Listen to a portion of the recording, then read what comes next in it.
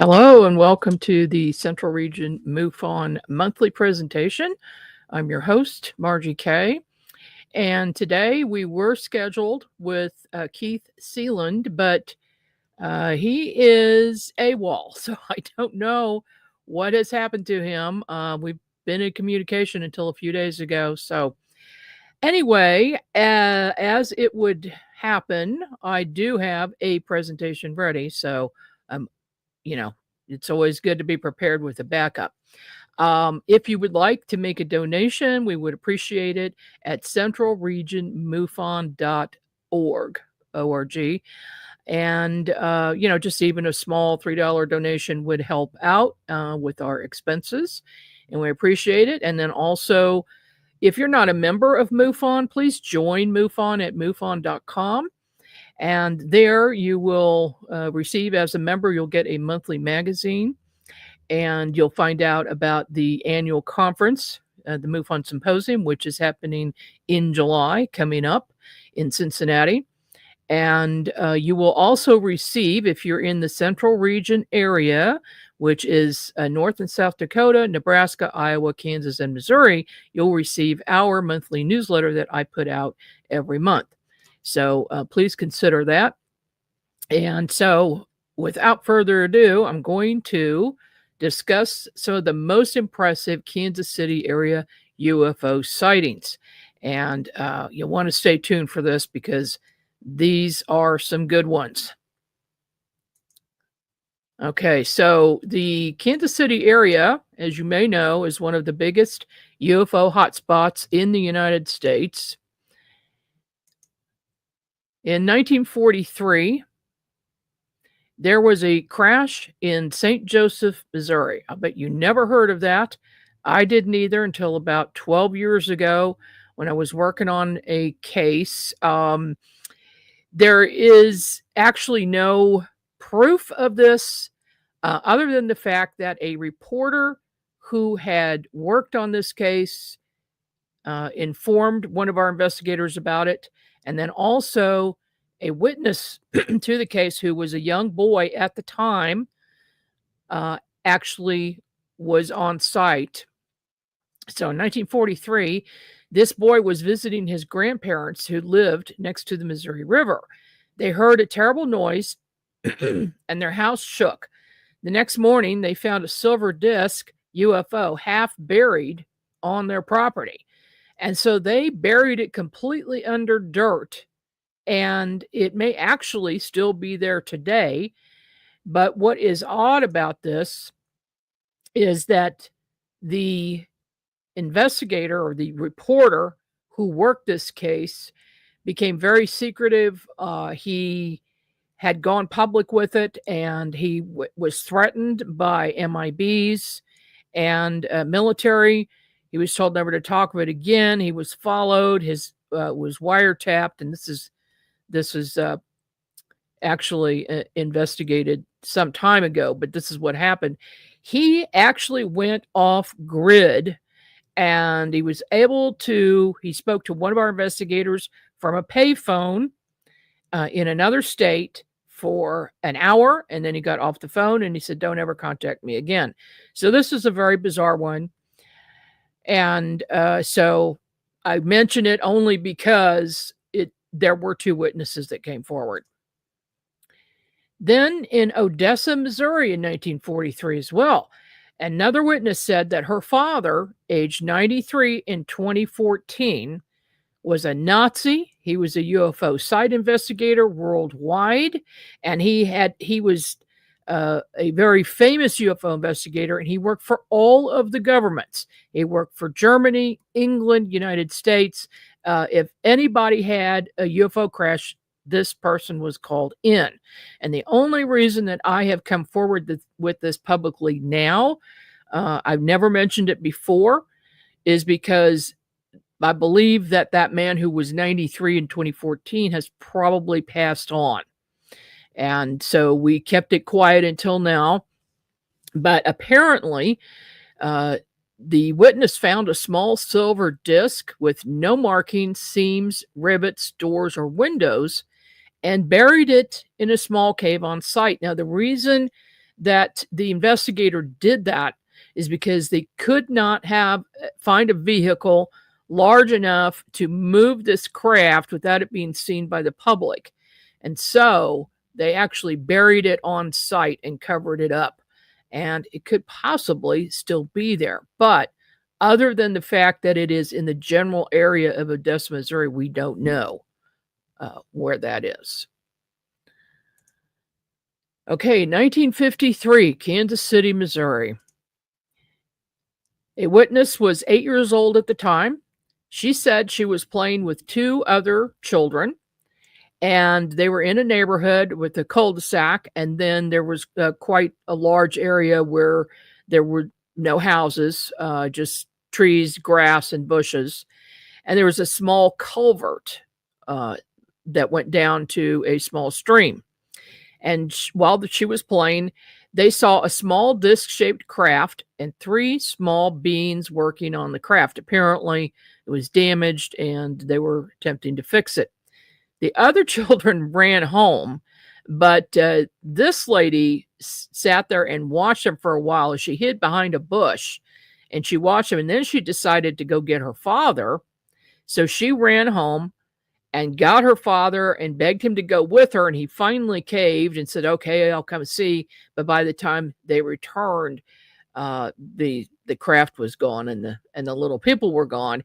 But she said that, and this lady, at the time she told me this, this was several years ago, she was in her late 70s, and she said she wanted somebody to know about this, and that's why she called and told me about this case. And this was in the general area of South Kansas City. So I'd say that was quite significant. No evidence, however, the lady seemed very sincere. And then we have a case of blue beans. Again, another witness told me that she was 10 years old at the time this occurred. She was asleep on her bed, and then the TV suddenly came on by itself, and then she saw blue beans come out of the TV and converse with her. And she said that these entities conversed telepathically. They did not speak out loud, but she could easily have a conversation with them, using telepathy. And they developed a relationship over time. They visited her throughout her life. At the time she spoke with me, she was in her early 80s. She said that eventually they actually took her through the TV into other worlds. So it was used as a portal, and she got to visit different dimensions.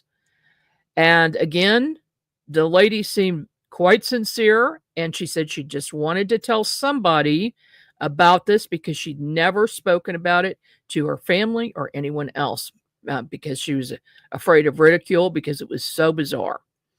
And she said that even as of late, they came out of the television one evening while her husband was asleep next to her, and he did not wake up. She was hoping that he would wake up to see what was going on, but he didn't.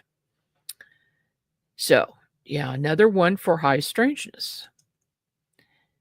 Then in the 1970s, we had a large flap. People reported UFOs and Bigfoot in Missouri, Kansas, Tennessee, and in other states during the 70s. Piedmont was the central hub, but it covered Wayne County and beyond. There were over 500 sightings reported to police in a short period of time. There was a big news media frenzy. I remember watching this on TV with big newscasters discussing the event. And so, everybody knew about it. It was investigated by J. Allen Hynek, Ted Phillips, and Jacques Vallée. They were on site. Now, this is in southeast Missouri, but things were going on in Kansas City as well. And here's just an old newspaper account from 1976. There was a UFO group in Kansas City, and these two gentlemen were a couple of the investigators. And then we had another wave of UFO reports in 1987. And here is the kicker. I got on the internet in the early 90s, and I found a number of reports. So these were major newspaper reports.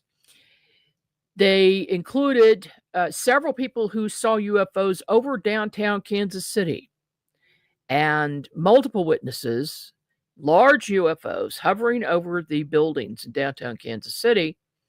And then there were other reports of UFOs almost landing, but just hovering over yards and driveways and streets.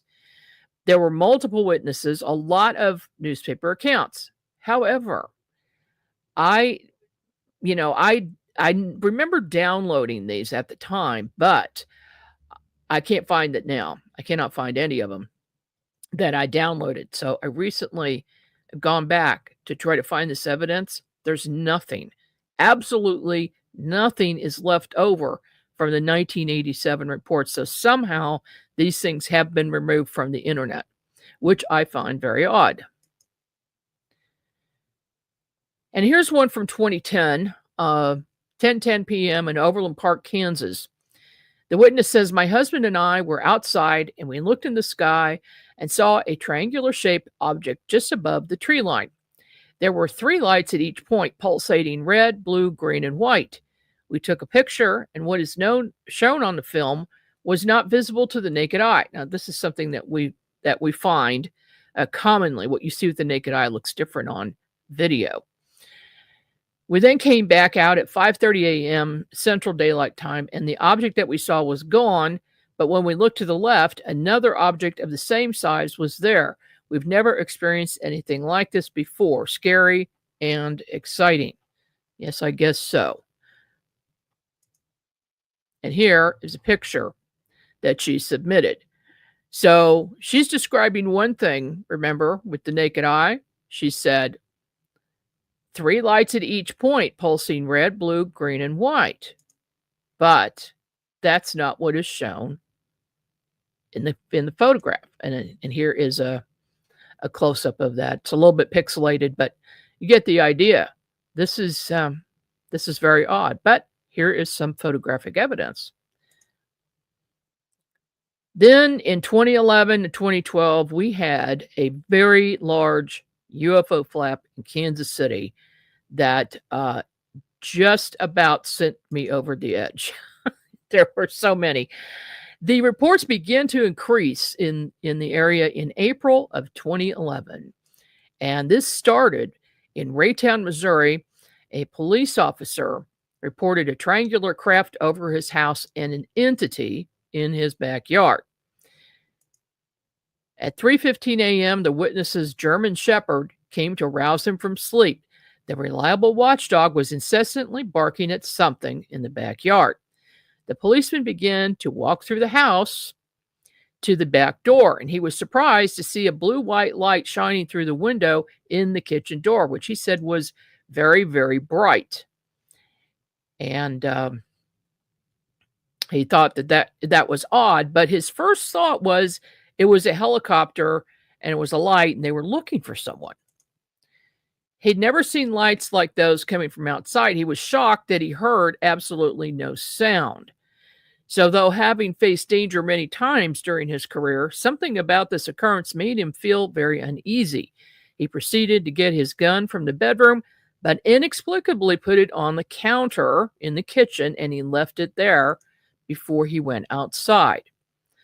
Next, he opened the back door. Then the bright light suddenly went out completely. There was nothing there.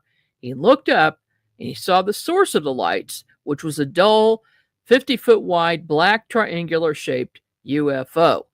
And he said, really, the only reason he saw that is because it was so close and it blocked out the stars. And then he's looking at this, trying to figure out what he's looking at, when he heard a clicking sound from an area near his fence. And when he looked in the direction, he aimed his flashlight. He was totally in shock at the sight before him, a very strange, short, gray, humanoid-looking creature with big eyes standing there looking at him. Then the alien and UFO were just gone from 1 second to the next. He turned around, went in the house, returned to bed, and they found that he had been gone for 1.5 hours rather than the 15 minutes he thought had passed. The next morning, the man woke up with a bad sunburn on his face and neck, and he felt ill for 3 days. And he told me he had a hard time explaining that sunburn to his wife. And he said he must have gotten it the day before while he was mowing. So what happened there? Obviously missing time, most likely an abduction based on our experience in the past. All right, so the next one is mine. I was able to get a photo of a UFO near Belton on I-70 highway after I did an interview in St. Louis with Ray Kostelandich. Now, Debbie Ziegelmeyer was there with me. I interviewed Ray at the racetrack. The reason we picked the racetrack is because it would be a public area, but nobody was there at the time. So it was open to the public, and so we just walked in. We found a private place. Ray told us how he has been a contactee since age 12, and about some of the different types of alien beings he meets with in person on a regular basis. I saw a small craft with tiny beings in it to the right of Ray's head towards the end of the interview. But Ray didn't see it, and Debbie didn't either. I also sensed a craft nearby, and I told Debbie to film the sky in a particular location behind us. A photo she took shows a hole punched in the sky at that spot. On my way home, I was just outside Odessa when I had the idea to take a photograph above me. I did so, and this is the result. So this was taken by my cell phone on May 7th in 2011. And that's I stuck my hand out the window of the vehicle. I slowed down, and just something compelled me to do that.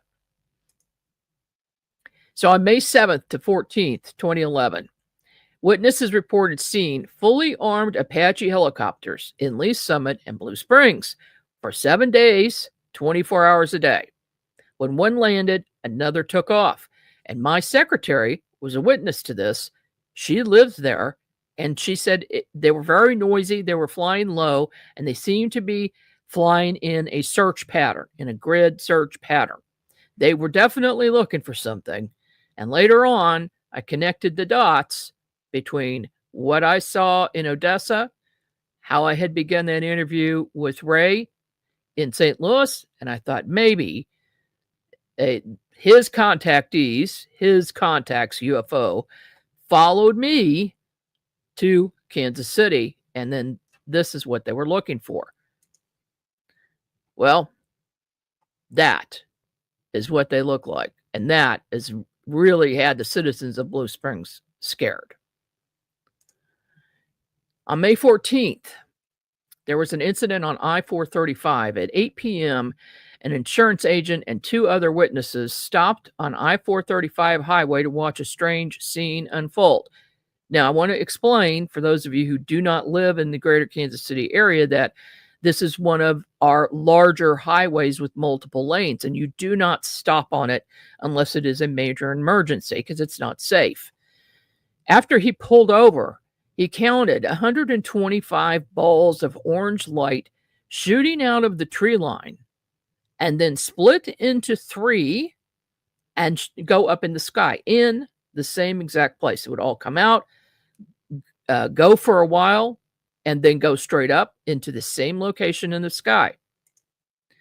One witness called his friend who was at 63rd and Gregory, which was south of where these gentlemen were. That man took 13 photos of the orange orbs on his cell phone. And this is what he shared with me. They're a little grainy. These obviously are street lights and house lights down here low. But what we're looking at are these blue and white little balls, okay, up here, that appear orange to the naked eye. But in the photos, they're a different color. And here is here's a close-up. You can see that one pretty good, cropped. And that's even closer. There's something there. Can't really tell much about what, but that looks like an orb. And then here's a second photo. We've got some up here. Okay, these are all just strange lights that can't be explained. And here, this one looks orange. This one looks white. And then this one is a close-up, definitely showing orange and a little bit of yellow color. And this is a map, and this shows I-435, and here's where the balls of light came out. And here's trees all along here, lots of trees. And they came out. He couldn't see the source, the witness. And then they traveled south, and here is 63rd Street right here. So this is where the balls of light, the pictures were taken. The witnesses could not see above the clouds to see where these balls of light were going. So we don't know if there was a craft there or not. Then on May 15th, 4 a.m., so this is just several hours later, 5 witnesses were driving home from work, and they reported seeing a very large UFO over Lee's Summit, Missouri, which is close to Blue Springs, moving slowly to the east and out of sight. And this is a rendering that I made after I got drawings from each of the witnesses, and they said this is accurate. And this is what they all described. 2 lights on the right and 1 long light in the center bottom of this craft, which is odd when it comes to UFOs. So here is a map, May 7th to 14th. Here's where the helicopters are. May 14th, photos of the orbs. And then early, several hours later, here's the giant craft moving to the east.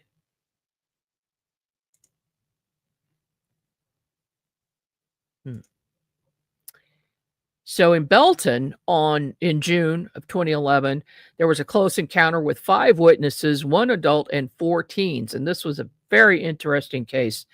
I went to the site in person. Now here is the witness location, and their back doors are part of this that they could see through. And here is where they saw a UFO. This is a graveyard, by the way. And the UFO was hovering over one of these houses when they first saw it. So they all drew something different for me. And these are teenagers and 1 adult, and they all look like this. They actually, let me go back here for a minute. So they were actually watching lightning, watching a storm with weird lightning from this the back windows of this back door. And when the lightning flashed, they saw a UFO. So they thought, oh, this UFO is abducting people. Okay. And after they saw it, the UFO moved towards them and stopped right here over this adjacent townhome. And this is what they saw right next to them over that townhome. And it was spinning with blue lights. The next day, the homeowner's car would not start. Now, keep in mind, she was not driving it at the time. It was a bad rainstorm. She hadn't been out for hours. But the next day it wouldn't start. She had to have it towed to a repair shop.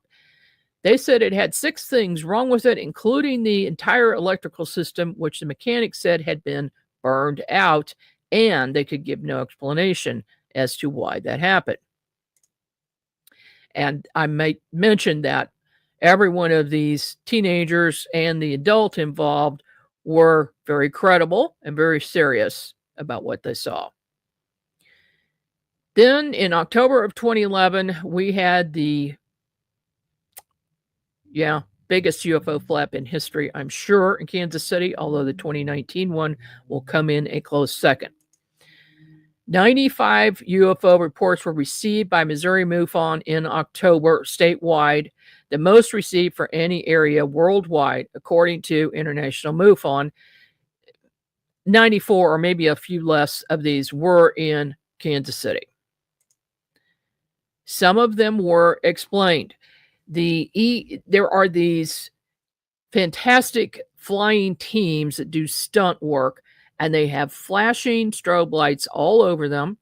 There'll be 6 or 7 planes that will fly in close formation, and when they're seen at a distance, they could be mistaken for a UFO. And some of those sightings were indeed that. We did find out that the team is an experimental aircraft group. It flew out of Lee Summit Airport at 6:45 p.m. on October 4th and returned at 8 p.m. They were doing a demonstration run over the Chiefs Stadium for the October 31st game. They fly in formation and have flashing strobe lights on them, which are very impressive. And we do not like them anymore because of what they caused. And so we also know the flight path. Okay. Leaving and coming back. A second team flew out of Lee Summit Airport on October 31st, and they were the ones that were actually hired to do this job. They flew over the Chiefs Stadium and returned at 8 p.m. They were doing the actual flyover during the playoff game. Okay.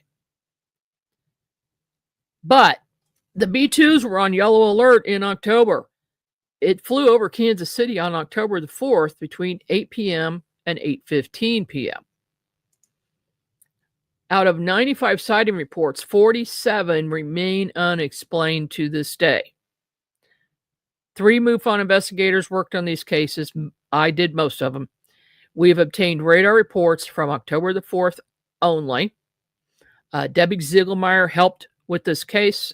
She made a lot of phone calls, and I appreciate that. Most sightings were on October 3rd, 4th, 30th, and 31st. Many of these reports were close encounters. So not just lights in the sky, close encounters where people really saw the craft and they were flying very closely above them. And here's just some of the major sightings and the timing on all of them. And then there's just more locations. We did get radar report. Now, I want to caution UFO investigators not to get radar reports. The reason is if you do, you might flag certain people to start keeping tabs on you. But we did get this because it was so major. And there were some anomalies. And this is just showing the radar hits that there's something there during the times. At one point, there's 4 during the time periods. And now we're at 8:25 p.m., long after those planes have landed, right? And then, this is the big one, 9 miles north of Kansas City at 8,500 feet, there was something that did not move for 20 minutes. And it was questioned by the radar report operator or technician. What was that? Because at 8,500 feet, you would not expect to see a life flight helicopter or a military craft, anything landing or taking off is going to be moving. Planes do not stand still, with the exception of a few military ones. But, what the heck was that? We don't know. And then this is probably the biggest case I ever did. 63rd and I-435. This is a close encounter on October the 4th. There were 3 adult witnesses, several children aged 10 to 13. I've got photos from a cell phone and a camera. It was a very close encounter, hovered over the parking lot, and there were 20 minutes of missing time or camera malfunction. So, what happened? Gentleman arrived. His name is Clarence, and he said it's okay if I use his name. He arrived at an apartment building, 3 stories, and his friend, LaRon, lived on the 3rd floor. And he parked his car, got out, and he noticed several children pointing and very excited about something. It got his attention. And so his friend LeRon came out on the balcony and he pointed it out. LeRon started taking pictures with a camera with a flash. And I think that's what got the attention of whatever this was. And so at this point, here is one photo in the distance that he got of it. And then it got close. So here is a UFO hovering very close. LeRon is actually looking down on it from the third floor. It did not land, but it hovered above the ground about 6 feet. Clarence was compelled to go to the UFO. He has no idea why. He just lost all sense of any fear about it, and he had to go to it. So he went close. A green mist fell on him, and LeRon said that Clarence was in a trance state and did not hear him yelling to get away from the UFO, to move away.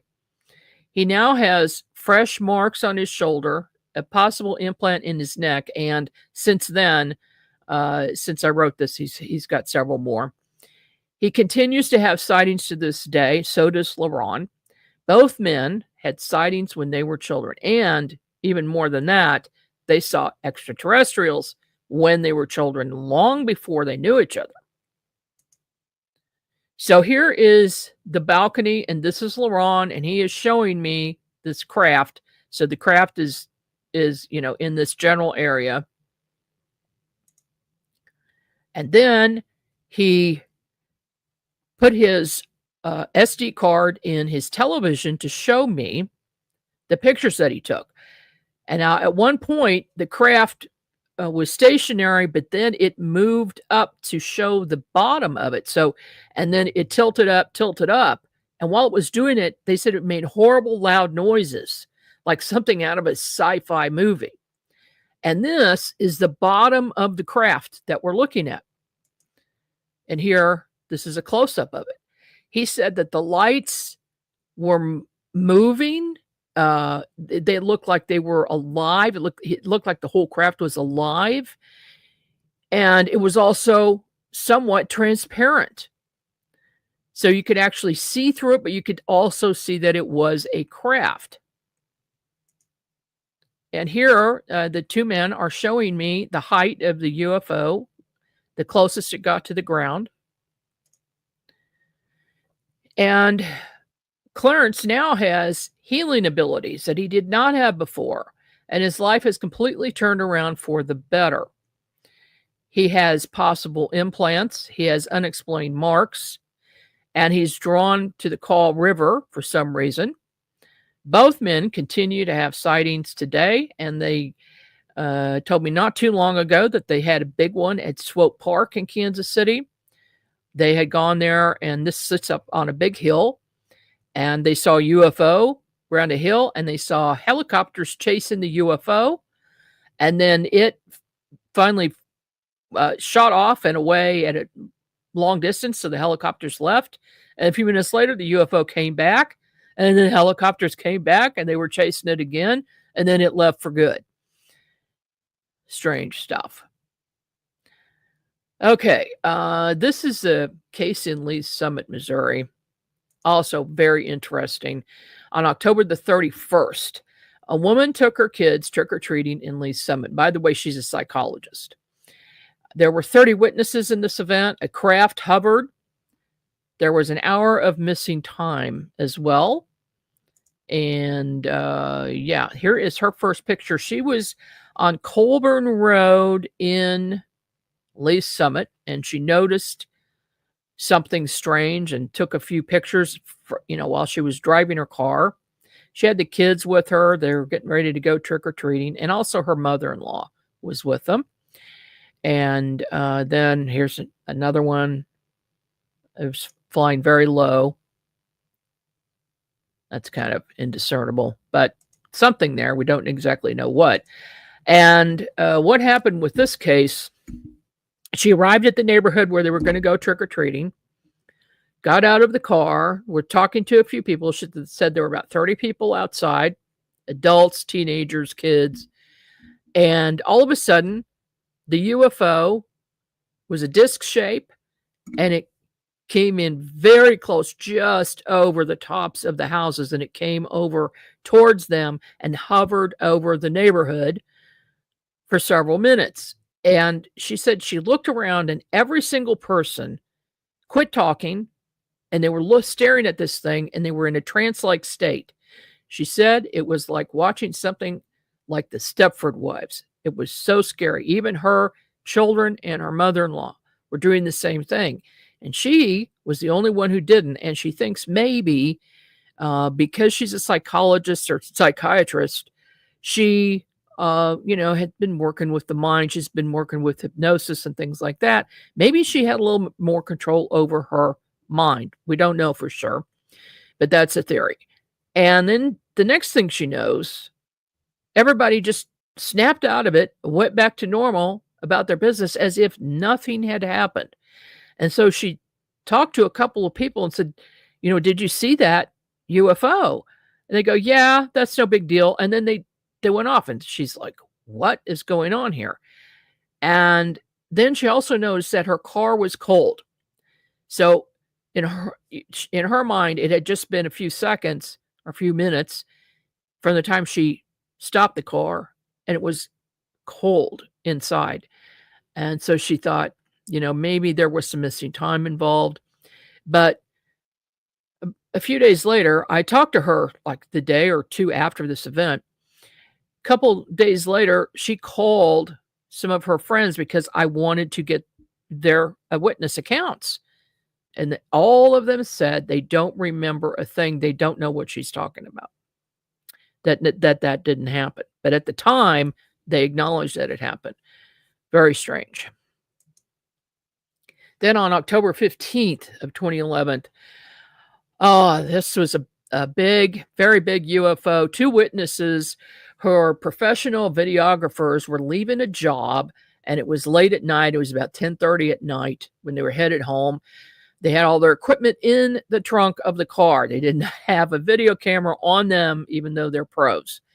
And they said when they made the turn on 435 to go north, 435 goes east-west and then north on the east side of the city. And they saw this craft. It was a diamond-shaped craft with a solid white light around the bottom edge of it, and then black in the center, and then also a little bit of blue on it. And it followed them. And then when they slowed down, it would slow down. When they sped up, it would speed up. It would just stay tracking with them. And then finally, right at I-70, it crossed the highway and went west towards Kansas. And when I asked what the size is, they said they could not tell. It was just huge. And here's the path of that UFO again, 435, going north, and then gets here and just makes a right angle turn and takes off. Other sighting reports received in October and November were white balls of light in a backyard in Lee Summit. This was very bizarre. The man took the dog out for the evening and he saw these white balls of light in the trees. And then one of them came out of the trees. His dog chased the light and it went back into the tree line with the dog going after it. The man is screaming at his dog to come back and it wouldn't do it. And he said he was too afraid to go in after the dog. And he stood there and waited. Finally, the dog came back out running, ran into the house and went under the dining room table and stayed there for 3 days. Would not come out. So after the dog was in the house, he stayed outside on his deck and watched for a few more minutes as the lights played around a bit. And then they all rose up above the trees, just above the trees, and headed in an easterly direction. Very slowly, but just went away in an easterly direction. Now, I find it interesting also that in most of the cases that I have investigated, the ending of a sighting usually ends in a UFO heading east. So, whatever the reason is for that, I'm not sure. Oh, this was a good one. Lee Summit. A lady was stopped at a major intersection, but there were no other vehicles around at the time. She saw a giant 60-foot diameter fireball about 40 feet above her car at an intersection. It remained stationary for several minutes. Then it moved away very quickly towards the east. Again, to the east. That is a bizarre one. This one was strange. This was actually my daughter and my grandson who saw this. She said they were taking the Lee Summit exit off of I-70, and they pulled off, and then they saw this black basketball-sized orb hovering just a few inches above the pavement, move along the street in front of them, and then just disappear in thin air. They couldn't see it anymore. Thought that was odd. And in the meantime, keep hearing reports of these, black basketball-sized objects, round. We don't know what these are. On November 11th, okay, this was one of these witnesses was my girlfriend who never saw a UFO before in her life. And she called me all excited. She says, "You're not going to believe this, but I see a gigantic ship. It has appendages coming off of it. And these smaller balls of light are coming up from the ground and appear to be docking with the UFO on these appendages." And then, she would watch them go down and then go back up. It was reported by 2 independent witnesses in different locations. So one is my friend, and then 12 witnesses were at a barbecue party in Raymore. And I'm sorry, they were in Grandview. She was in Raymore. They all saw it, but they saw it from 2 different directions. And then my family also witnessed a strange event that evening. We did an 11-11-11 drumming circle. And everybody had left. I was still there around midnight with my daughter and grandson. And we noticed earlier in the evening that there were chemtrails above us. And I kept watching them. They kept getting bigger and closer and closer and closer. Now, they were about 200 feet above us. And I said, "Yeah, I don't think we really need to be outside anymore. Let's go ahead and go." So I headed up my deck to go in the house. She got in her vehicle and she came running back and she said, "Mom, look up." So I came out and I looked up, and here is these chemtrails, are just covering the sky where we are, but there's a round hole punched in one of them, very large round hole. That was interesting.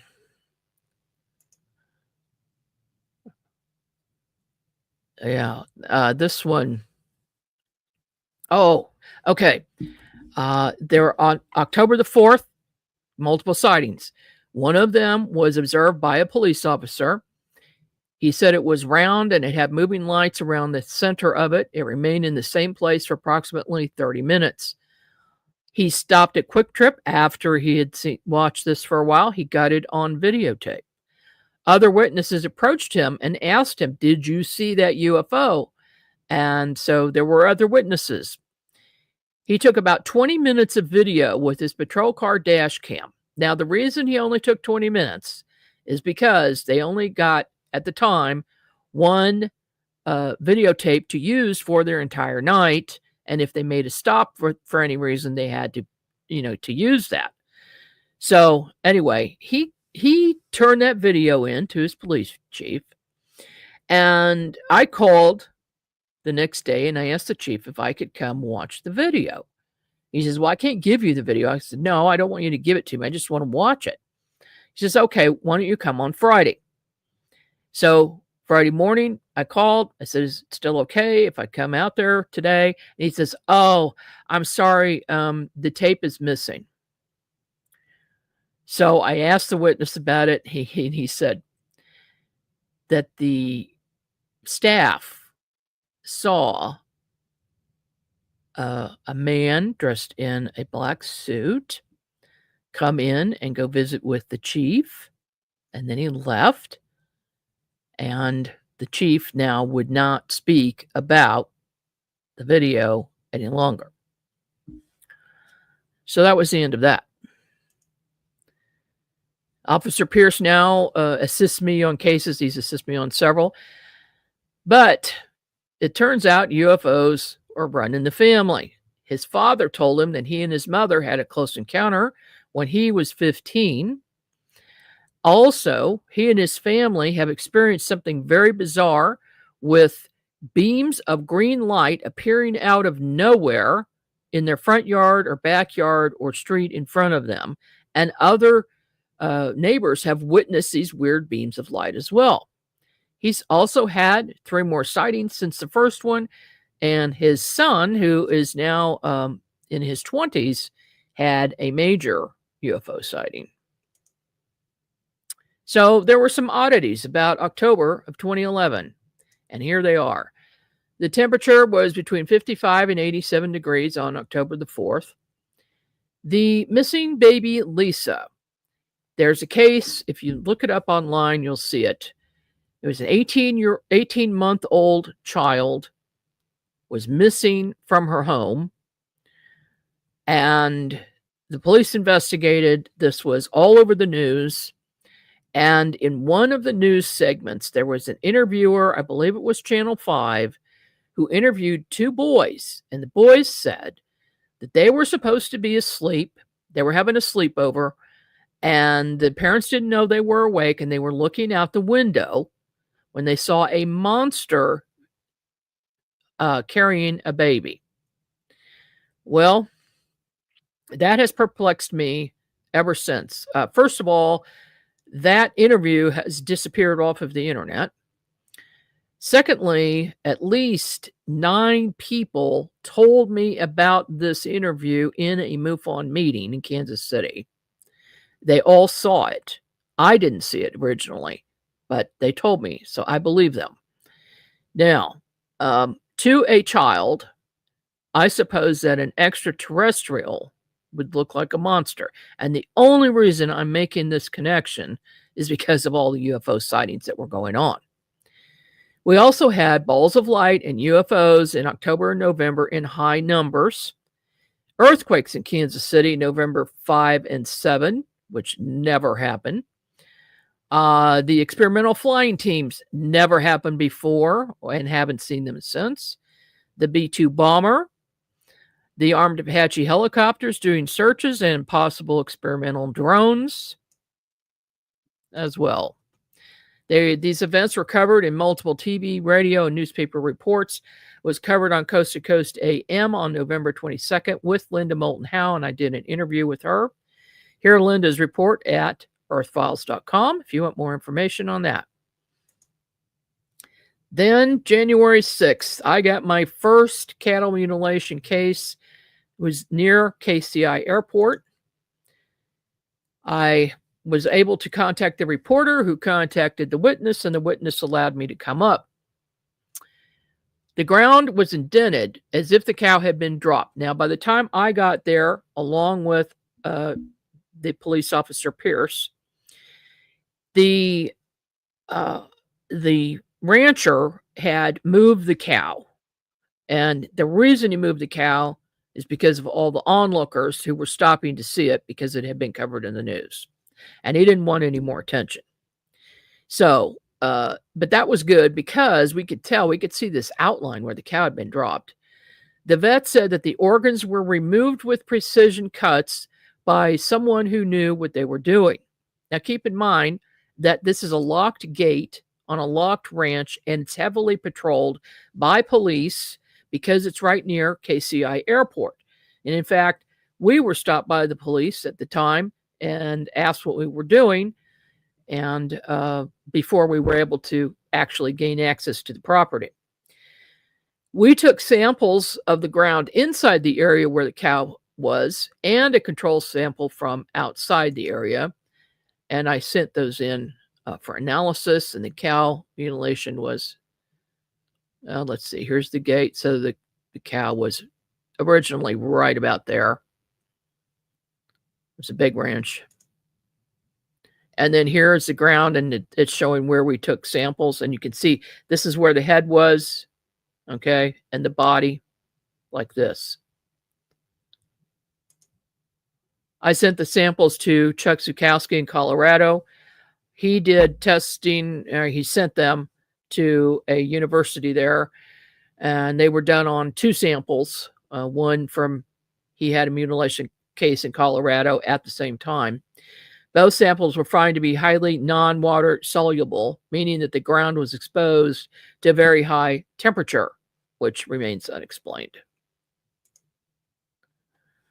And we're moving on to a photo I took in March of 2012 as I was driving home on 23rd Street, headed west. I saw this in the sky, a plane-like, but completely made out of all lights.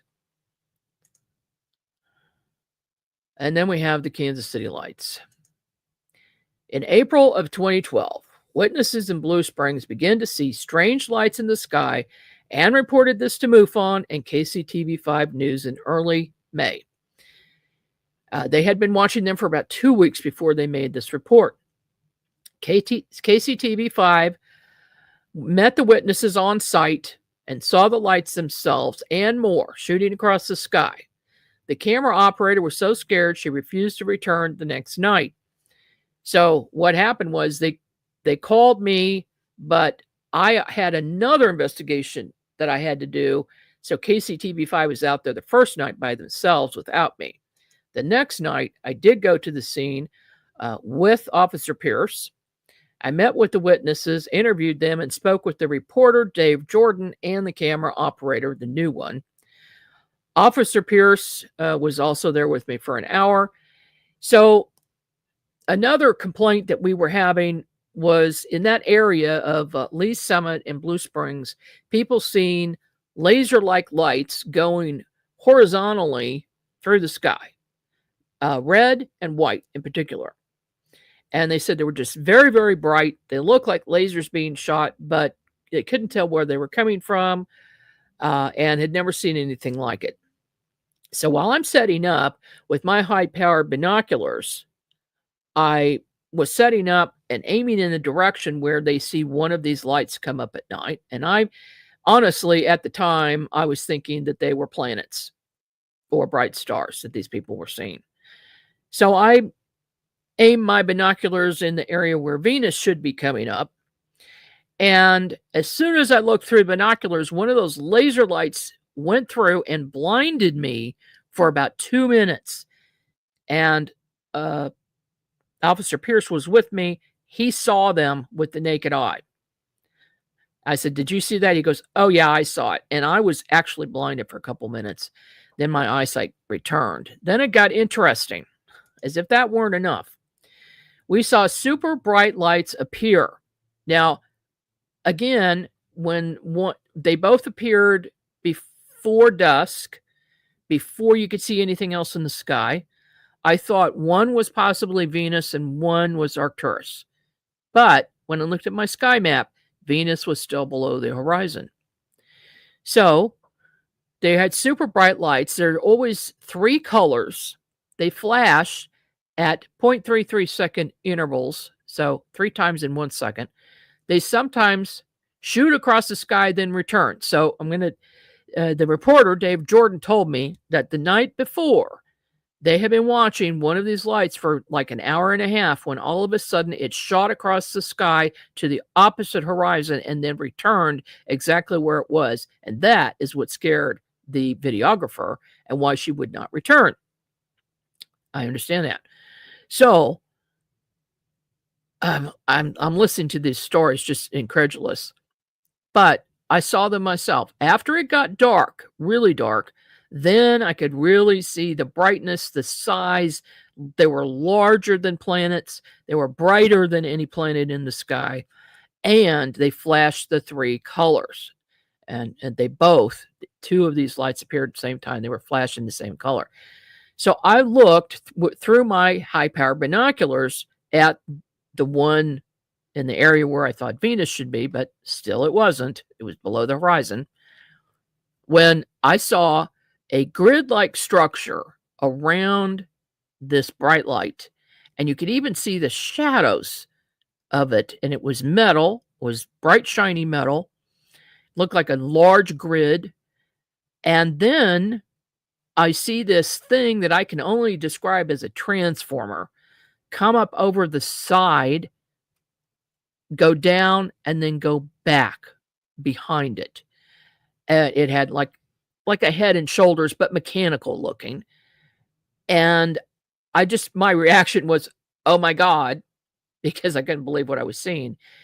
At that instant, the reporter, the cameraman, and all of the witnesses turned around and looked at me and said, "What?" And I just thought quickly, because this was going on TV. I said, "Oh, I've never seen anything that bright," because I didn't want to send Kansas City into a panic. Okay. It would have been bad. So that's what I did. So these objects are still appearing all over. I've seen them in every state I've visited. They may appear in front of planets. So you think you're looking at a planet for a while, and all of a sudden it takes off or drops down or it shoots back up, and it's right in front of the planet. So we call those pseudoplanets, where these objects are hiding in front of a planet so you don't notice them. But they can be seen almost any night. So if you look for all of these things. Also, we've got a Facebook group called the Kansas City Lights. So join us there if you'd like. Multiple reports have been received of similar objects all over the Midwest. And then we've got this Kansas City Lights group, which I need to change to Kansas City Lights Worldwide. July 4th, 2012. I had my camera out on 4th of July with my family during a celebration, and I was ready to go because I wanted to get pictures of Chinese lanterns to show other investigators what they look like, to make sure, and probably post a video so that people would know that they were not UFOs. However, I thought I saw one, and I'm taking video of it, but I captured a UFO. It went along as an orange ball of light, orange-red ball of light.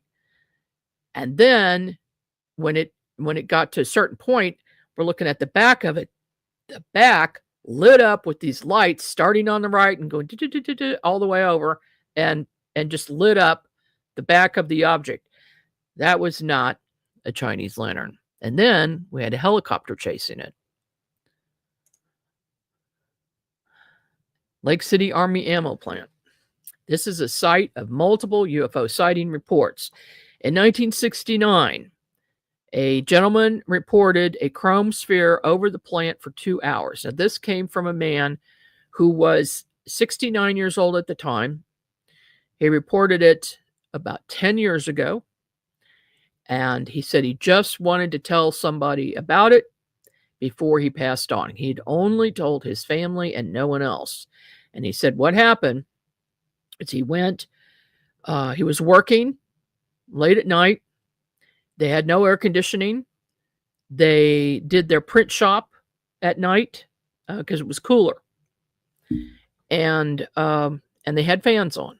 Then all of a sudden, all of the electricity went out in Lake City at the same time, every single building. So they, the men who were working that night, walked outside to get cooled off while they're waiting for the electricity to come back on so they could have some fans and their equipment would work. So in the meantime, they noticed this very large chrome sphere hovering over their plant and then very slowly move to another building, hover there for a while, go to another building. They watched it for 2 hours going over all the buildings in Lake City. Bizarre. In 2013, there was a sphere over the plant. In 2014, orbs and a UFO over the plant. And lots of rumors of other sightings are unconfirmed.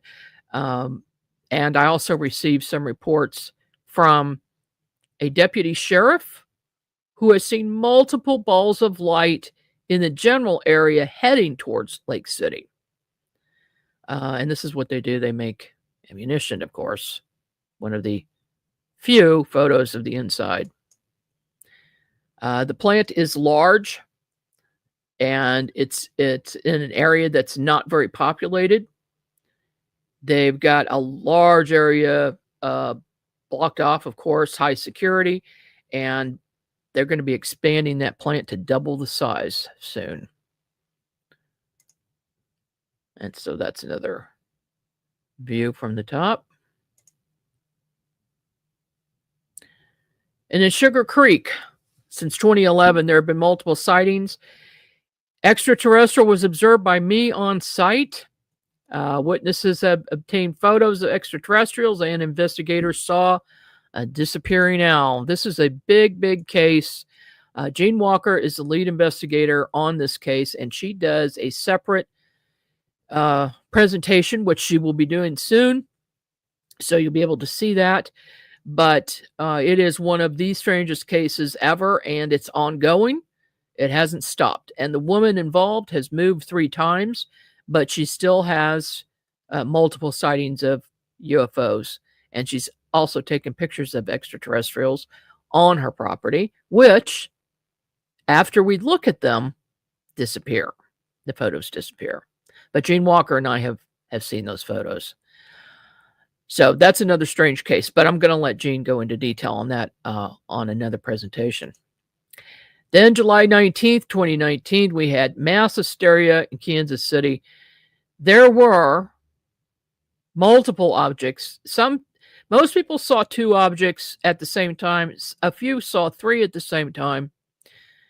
But what you'll find is Larry Tyree does a separate presentation on this, and he has found now to date 11 of these orbs, whatever they are, that appeared and around the city.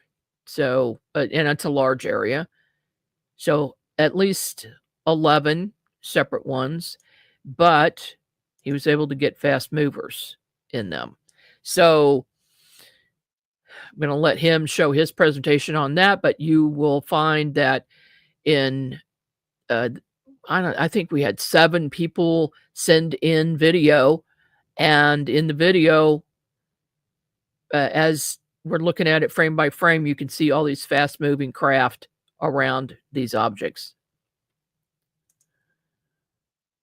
January 6, 2020, I had a sighting. This is a big one. This is the back door of my office, and I saw this. I saw a craft. This is a drawing, not a photo. I had to draw that in because I'm looking at it, and then I left, and I went out the front to try to chase it down. And in the meantime, I called Larry Tyree in Lee Summit and Jean Walker in Raytown, and I asked them to look, and they both saw it as well. What are the odds that 3 investigators would see an object at the same time from their houses, but there were no other reports? That was bizarre. Okay. This is supposed to play, but it's not. What to do if you see a UFO? You want to get pictures, preferably video. Write down what you saw immediately before you forget details, and you will forget details. Go to MUFON.com to file a report as soon as possible. And you want to report to MUFON because MUFON will investigate your sighting. There are a lot of reporting sites who take your report, but they don't investigate. But MUFON will. If you join MUFON, you'll get the journal. You'll get, we have monthly meetings in Kansas City with guest speakers, also in other areas as well. Some are online, some are in person. St. Louis is in person, and the other states do their own meetings. We've got the Facebook page, Missouri MUFON, also have a Facebook page, Central Region MUFON, and then you'll get a monthly newsletter from Central Region. So MUFON.com is where to join. If you want to become a field investigator, you would be a member first, and then you'll get the manual at MUFON.com. Study and take the test. There's an online course that you can take, and then you'll be assisting on field investigations. You'll be a field investigator trainee. Then you'll become eventually a certified investigator. Keep in mind, this is all volunteer. We're all volunteers here. No expenses are reimbursed, but they are tax deductible. So you want to keep track of your expenses. And then Missouri MUFON, of course, is here, but I encourage people to go to centralregionmufon.org. Okay. Well, that is it for me for today. Got a comment from Carl. He says, "You're a magnet to this stuff." Yes, I am, Carl, and so are you now. So, as we witnessed the other day, we did an investigation the other day that I think you're going to find interesting. So that is forthcoming. Thank you all for joining me, and we'll see you here again next month.